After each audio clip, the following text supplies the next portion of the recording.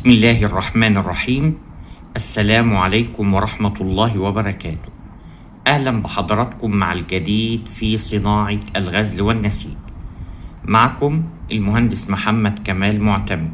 تعالوا نشوف إيه الجديد في صناعة الغزل والنسيج. وبتاريخ 22/8/2025 النهاردة الجمعة، جمعة طيبة مباركة يا رب العالمين علينا وعليكم. ونبتدي بالصلاة والسلام على خير خلق الله محمد صلى الله عليه وسلم. تعالوا نشوف القطن. النهاردة في حاجة غريبة في البورصة الأمريكية. النهاردة أسعار القطن الشعر العالمية نزلت للكريدت. لو انت بتشتري كريدت أو الشركات الكبيرة بتشتري منهم ب67.42 سنت للباوند أو للليبرة القطنية. لو انت بتشتري كاش النهاردة ب64 سنت للكاش، 64 سنت للرطل. دي في البورصة الأمريكية. مع السعر مع التايم السعر نجد انه نزل خالص في القطن. حاجة غريبة برضك ان المواني الامريكية الطبيعي، الانتاج الطبيعي ليها على من بداية السنة كان 250 ألف بالة أسبوعيا. 250 ألف بالة أسبوعيا بيتحملوا في المراكب كل أسبوع. المصدر طبعا وزارة الزراعة الأمريكية. الأسبوع ده اللي هو من أول يوم الحد اللي فات لقينا إن انخفض بشكل حاد إلى 104,400 بالة، 104,400 بالة هذا الأسبوع. وده نتيجة طبيعية لأن الأسبوع اللي قبله كان 123,300 بالة. كان من أول السنة 250 ألف بالة. الأسبوع ده وصل إلى 104,400 ألف بالة بير ويك أو أسبوعين.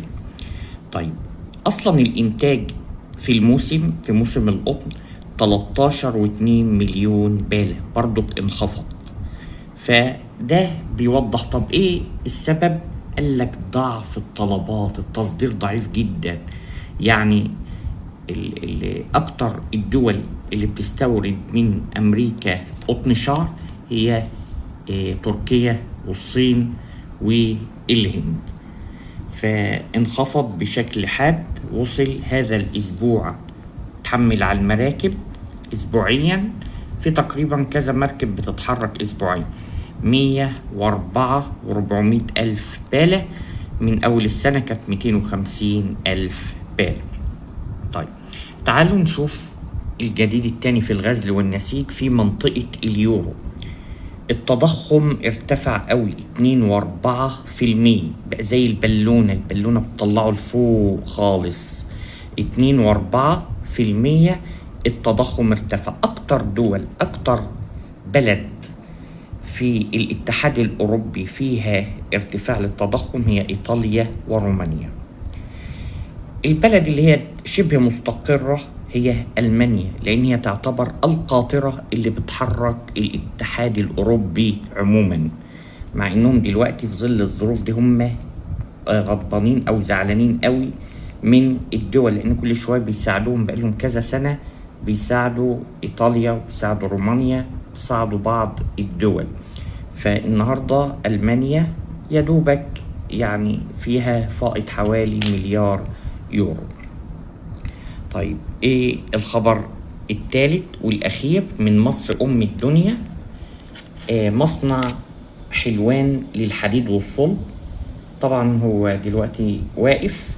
هو تم إنشاؤه سنة 1954.